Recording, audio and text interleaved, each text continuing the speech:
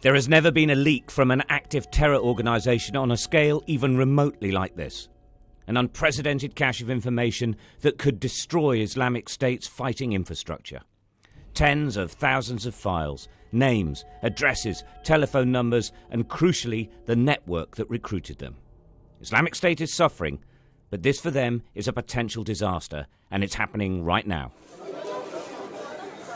The files passed to Sky News were obtained in Turkey, the country that has been the staging post for the foreigners who make up the elite cadre of Islamic State's fighting force.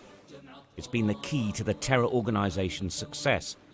Ideologically driven jihadists programmed to follow orders and commit acts of brutality to divide communities and to take control with blistering speed. Repeated throughout history, brutal repressive regimes have an obsession with bureaucracy.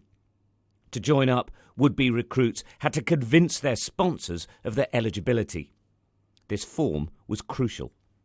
23 questions, names and addresses, their education, the countries they've travelled through on the way to Syria, previous jihadi experience, and their phone number contacts at home. I've got to work till I'm dead and meet my grave. A lot of the names are well known to us. Abdel Barry, a 26-year-old from London, entered in 2013 after visiting Libya, Egypt and Turkey. He's designated a fighter. In the UK, he was better known as a rap artist. His whereabouts are unknown.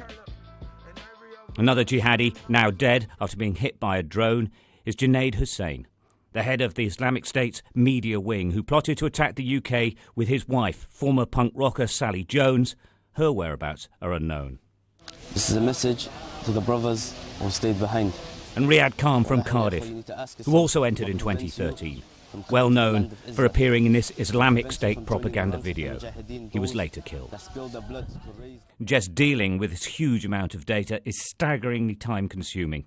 There is simply so much. It came from this man, a Free Syrian Army convert to Islamic State. Abu Hamed, he calls himself. Disillusioned with the Islamic State leadership, its takeover by Ba'athist party commanders from Iraq and a total collapse in the Islamic rules he supported, he decided to quit. أنا بدي أطلب من الناس اللي جوا منضم على التنظيم، تنظيم كذب يدعي الإسلام، ما فيه شيء بيطابق لشرع الإسلام أبدا أبدا، بعيد عن الإسلام. I met him in a secret location in Sanilurfa in Turkey, where he finds refuge with his Turkish Arab family. He makes 2 points. First, that IS is finished in Syria, and second, that they're working hand in hand with the Syrian government. Is this information so important that it could actually destroy Daesh? إن شاء الله إذا وقعت بإيد أشخاص عرفوا يستخدموه أكيد. And if you were to tell someone how to use it, what would you tell them? هاي معلومات استخباراتية أكيد الاستخباراتية اللي راح تشتغل عنا. يعني بنصح إنه تتسلم لناس عم تشتغل ضد داعش. الناس اللي فعلا مستنية شيء لتشتغل ضد داعش، مو تتسلم لناس مشان تبيعها وتشتريها وترجع ترجعها على التنظيم.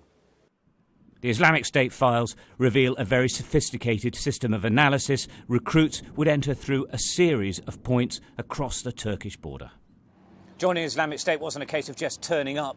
The would-be jihadists had to give an awful lot of their personal information away, including their real names, which they always changed, telephone numbers if they had them, where they're from, and crucially, who sponsored them and brought them into the organisation. Now, that information was top secret and was entrusted to the head of internal security for Islamic State, and he put them on memory sticks. The information on this could bring down the entire network, not just in Iraq and Syria, but across the world, because wherever they came from, if they joined up, it's on here. Our analysis of the files reveal that jihadists have made their way to Syria from at least 51 nations across the globe. Many, of course, have now returned home.